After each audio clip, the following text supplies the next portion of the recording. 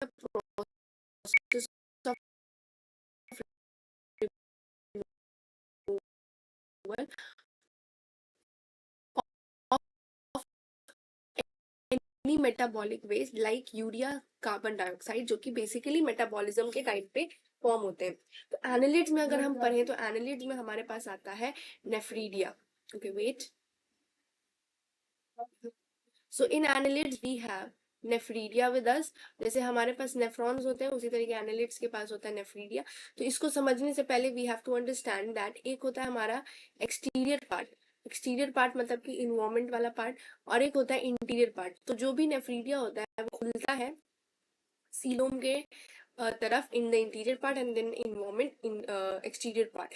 जो part exterior के through होगा उसको हम कहेंगे nephridio 4। Okay, it will be called as nephridio 4। और जो पार्ट इंटीरियर के साइड पे होगा इसको कहा जाएगा नेफ्रोस्टोम। ठीक है, तो मतलब एक यहाँ पे ओपन हो रहा है और बीच में एक ब्लाइंड सैक होता है प्रेजेंट। ठीक है, I am just making it like this. So बीच में एक ब्लाइंड सैक होता है जिसको हम कह रहे हैं protonephridium. We are calling it protonephridium.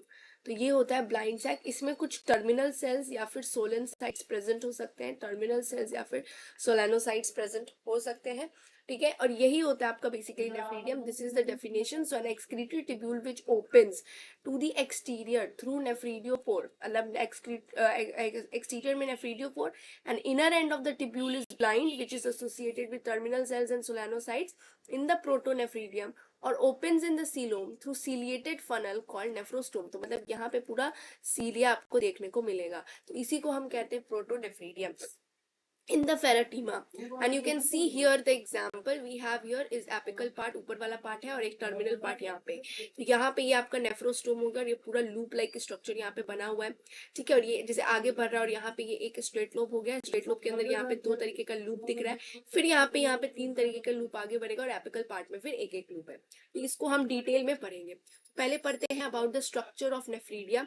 ठीक है, तो 3 तरीके का स्ट्रक्चर है, पहले ही बताया गया था कि पहले जो सबसे पहला स्ट्रक्चर आता है दैट इज नेफ्रोस्टोम। ठीक है, पहला स्ट्रक्चर क्या हो गया, नेफ्रोस्टोम, फिर नेफ्रीडियल डक्ट, फिर नेफ्रीडियोपोर। तो ये मैंने पहले इनका थोड़ा सा इंट्रोडक्शन दे दिया है। तो सबसे पहले हम जानेंगे नेफ्रोस्टोम के बारे में। नेफ्रोस्टोम को अगर आपको देखना है तो ये पहले आप फिगर देखो। ठीक है, यहाँ पे आपको दिख सकता है कि दिस पार्ट, यहाँ पे ये एक अपर लिप हो गया, फिर एक लोअर लिप हो गया। तो ये 2 चीज को याद रखना है, उसके बाद फिर सारी चीजें सॉल्व हो जाएंगी। ठीक है, तो एक अपर लिप ऊपर में और एक होता है लोअर लिप। तो अपर लिप जो होगा वो क्या करेगा, it is a bit larger, तो ये होगा आपका लार्जर। ठीक है, तो हम यहाँ पे एक दूसरा पेन लेकर के इसी में थोड़ा सा एनोटेट करेंगे। तो ये होता है थोड़ा सा लार्जर। ठीक है, और ये किसके साथ कनेक्ट हो रहा है, तो सीलोम के साथ कनेक्ट हो रहा है। ठीक है, और उसके बाद फिर लोअर लिप जो है वो आपका थोड़ा सा स्मॉलर है देन दी अपर लिप।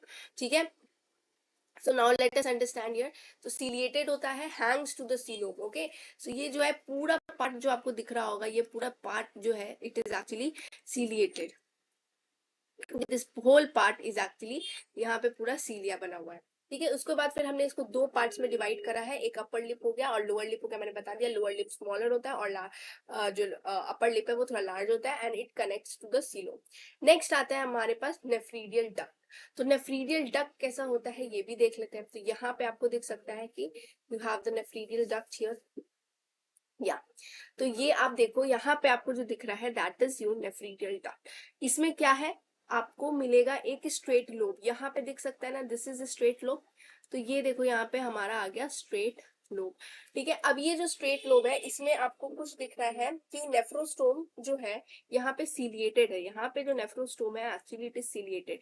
ये वाला लाइनिंग देखें, और ये वाला लाइनिंग यहाँ पे भी आपको दिख रहा है कि इट इज ऑल्सो सीलिएटेड। तो जो स्ट्रेट लोब होता है इसमें छोटे छोटे फनल, सीलिएटेड फनल्स होते हैं। ठीक है, यहाँ पे देखो कि इसमें फनल्स है, ये वाला फनल्स हो गया।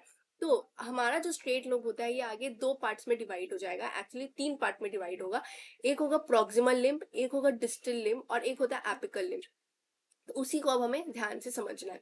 ध्यान से समझिएगा कि सबसे पहले हमारे पास आता है डिस्टल लिम्ब और ये हो गया प्रॉक्सिमल लिम्ब। तो अब इसमें ध्यान से देखें तो हमें 3 ट्यूब लाइक स्ट्रक्चर्स दिख रहे हैं। है ना, यहाँ पे 3। तो इसमें हम बोलेंगे कि यहाँ पे 3 स्ट्रेट लोब, इसमें भी 3 स्ट्रेट लोब। फिर एपिकल लिम्ब में अगर जाए तो सिर्फ एक ही स्ट्रेट लोब आता है, तो एपिकल वाले के पास सिर्फ और सिर्फ एक ही स्ट्रेट लोब होगा। This we are talking about straight lobe only. ठीक है, I hope this is clear. ठीक है, उसके बाद फिर अब इनके बारे में और डिटेल में अगर हम स्टडी करें about the proximal and distal lobe, तो ये हम आते हैं यहाँ पे नीचे। सो प्रॉक्सिमल लोब जो होता है वो सीलिएटेड ट्यूब रिसीव करेगा फ्रॉम द नेफ्रोस्टोम।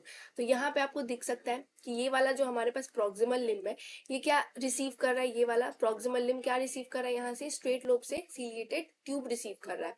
और उसके बाद फिर ये नेफ्रीडियल डक्ट भी गिव ऑफ करेगा आगे जाकर के, जो कि आपको नहीं दिखाया है। और ये नेफ्रीडियल डक्ट आगे जाके नेफ्रीडियोपोर बनाएगा। तो ये प्रॉक्सिमल लिम्ब होता है जो सबसे ज्यादा इंपॉर्टेंट होता है। वाई? बिकॉज एक तो ये कंटिन्यू कर रहा है सीलिएटेड ट्यूब को, और उसके बाद फिर ये नेफ्रीडियोपोर भी बना रहा है। फिर आते हैं डिस्टल लिम्ब, डिस्टल लोब पे। तो डिस्टल लोब या फिर आप कहो तो डिस्टल लिम्ब वाला जो लूप होगा, ये स्ट्रेट लोब यहाँ पे पूरा कंटिन्यूड होता है। ठीक है, बस इसमें थोड़े से और फोल्ड्स यहाँ पे जैसे कि देख सकते हो फोल्ड्स और आ रहे हैं, बस इतना है।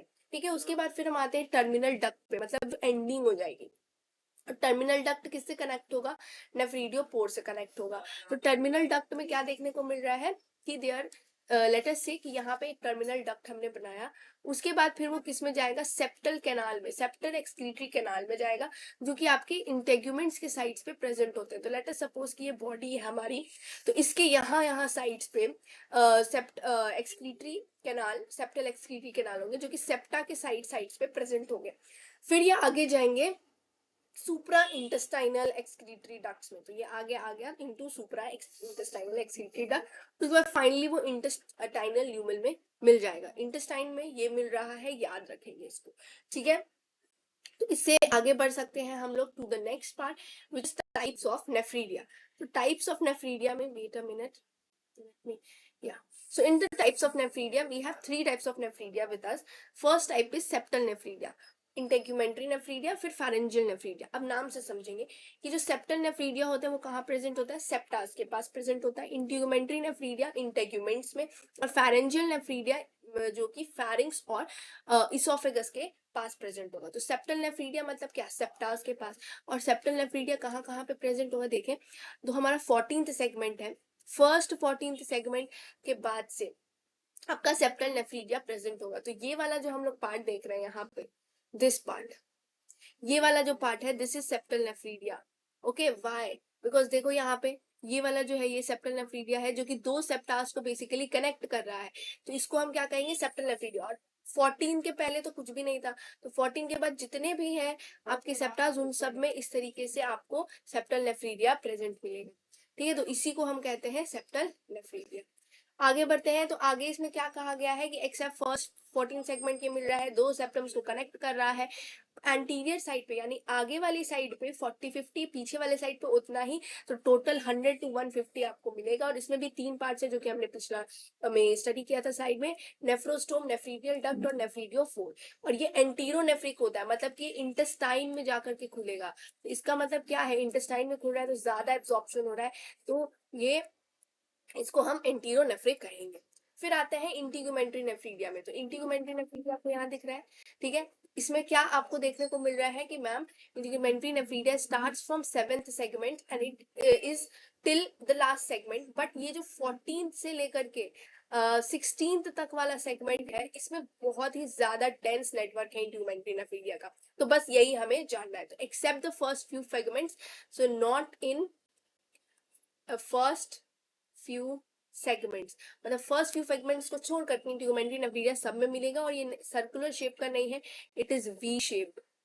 Okay, it is V shape, याद रखेंगे। ठीक है, और ये एक्सोनेफ्रिक होता है, मतलब ये डायरेक्टली इन्वायरमेंट की तरफ खुलेगा, ऐसे नहीं खुलेगा। और इसमें आपको नेफ्रोस्टोम नहीं मिलेगा, सिर्फ एक ब्लाइंड ट्यूब होगा और नेफ्रीडियोफोर होगा। फिर आते हैं फैरेंजियल नेफ्रीडिया पे। तो फैरेंजियल नेफ्रीडिया जो होगा स्टार्टिंग के 4th वाले यहाँ से लेकर के 6th सेगमेंट तक आपको देखने को मिलेगा। क्या? Pharyngeal nephridia. इसको हम लोग पेप्टिक नेफ्रीडिया भी कहेंगे। ठीक है, we will also call it peptic nephridia. क्यों? और क्योंकि ये एंटीरोनेफ्रिक होता है।